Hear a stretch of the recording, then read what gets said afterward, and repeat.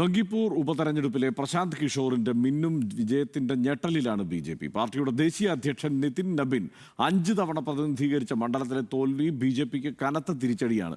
പരമ്പരാഗത ശക്തി കേന്ദ്രങ്ങളിലെ vote ചോർച്ചയും party കേന്ദ്രങ്ങളിൽ ആശങ്ക വർദ്ധിപ്പിച്ചിട്ടുണ്ട്. മധ്യപ്രദേശിലെ ശക്തി കേന്ദ്രമായിരുന്ന ദാത്തിയ ഇത്തവണയും ബി.ജെ.പി. കൈവിട്ടു. വിദ്യാർത്ഥി പ്രക്ഷോഭത്തിന് ശേഷം രാജ്യത്ത് നടന്ന ആദ്യ ഉപതെരഞ്ഞെടുപ്പിലെ തിരിച്ചടി നൽകുന്ന രാഷ്ട്രീയ സന്ദേശം എന്താണ്? വിവരങ്ങളുമായി ഡൽഹിയിൽ നിന്ന് ശരത്ലാൽ ചേരുന്നുണ്ട്.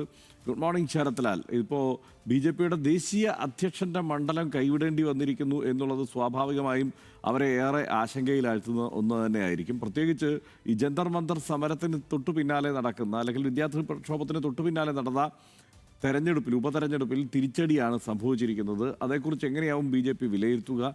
എന്താണ് വിവരങ്ങൾ? Good morning Harshan.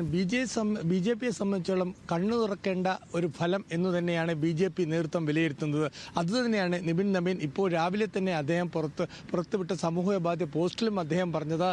അത് വിലയിരുത്തപ്പെടും എന്ന് തന്നെയാണ്. ബി.ജെ.പിയെ സംബന്ധിച്ചോളം വളരെ പ്രധാനപ്പെട്ട 3 ഉപതെരഞ്ഞെടുപ്പ് എന്ന് തന്നെ പറയാം. അതിൽ ഒരു ഉപതെരഞ്ഞെടുപ്പിൽ ഗുജറാത്തിൽ മാത്രമാണ് വിജയം കാണാൻ കഴിഞ്ഞത്. പ്രധാനപ്പെട്ട 2 സ്ഥലങ്ങളിൽ, അതായത് കഴിഞ്ഞ 35 വർഷമായി ബി.ജെ.പിക്ക്, അതായത് ബി.ജെ.പി. നേതാവ് തന്നെ തെരഞ്ഞെടുപ്പ് പ്രചരണം നടത്തിയ പറഞ്ഞത് എലിയെ പൂച്ചയെ പോലും നിർത്തിയാൽ ജയിക്കുന്ന ഒരു മണ്ഡലമാണ് നിബിൻ്റെത്. അതുകൊണ്ട് തന്നെ ബി.ജെ.പി. സ്ഥാനാർത്ഥി വിജയിക്കുമെന്നൊരു ആത്മവിശ്വാസമായിരുന്നു ബി.ജെ.പിക്കുള്ളത്.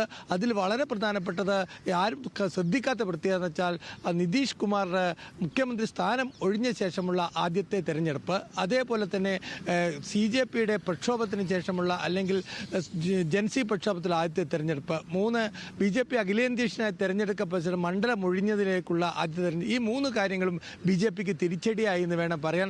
കാരണം സ്മാർട്ട് ചൗധരിയുടെ മുഖ്യമന്ത്രിയായത് കുർമി, അതായത് 12% കുർമി വോട്ടുകളുള്ള മണ്ഡലമാണ് ഈ ബങ്കിപ്പൂർ. അതേപോലെ തന്നെ 42% മുന്നോക്ക ജാതിക്കാരുള്ള, അതായത് സവർണരുള്ള ഒരു മണ്ഡലം കൂടിയാണ്.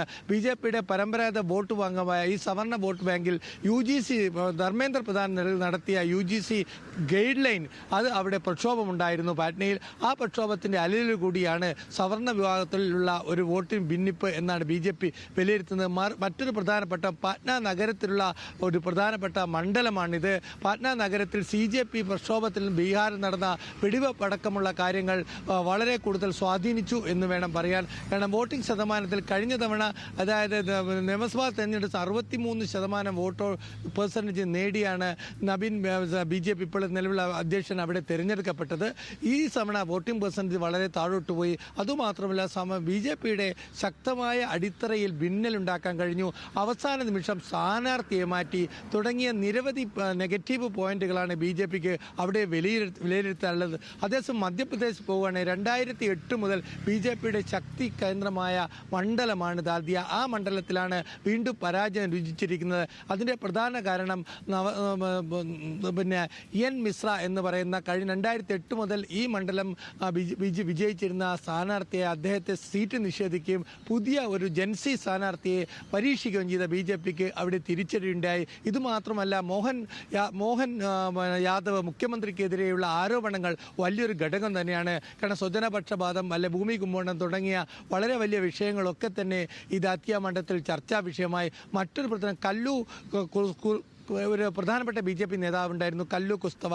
അദ്ദേഹത്തിൻ്റെ മരണത്തിൽ ബി.ജെ.പി. കുറ്റവാളികളെ ബി.ജെ.പിയുടെ മുഖ്യമന്ത്രി തന്നെ ഷീൽഡ് ചെയ്യുന്നു, അല്ലെങ്കിൽ സംരക്ഷിക്കുന്നു എന്ന ആരോപണം ഉയർത്തി അദ്ദേഹത്തിൻ്റെ ഭാര്യ രംഗത്ത് വന്നു ബി.ജെ.പിക്ക് തിരിച്ചടിയായിട്ടുണ്ട്. ഏതായാലും ഈ 2 തിരിച്ചടികൾ വളരെ പ്രധാനമാണ്. കാരണം എൻ ഡി എയിലേക്ക് കൂടുതൽ വ്യക്തികൾ, അതല്ലെങ്കിൽ തൃണമൂലിനെ പിളർത്തുന്നു, ശിവസേനയെ പിളർത്തുന്നു. ഈ സമയത്താണ് ബി.ജെ.പിക്ക് സ്വന്തം തട്ടുകത്തിൽ തിരിച്ചടി ഏൽക്കുന്നത്. ഹർഷൻ.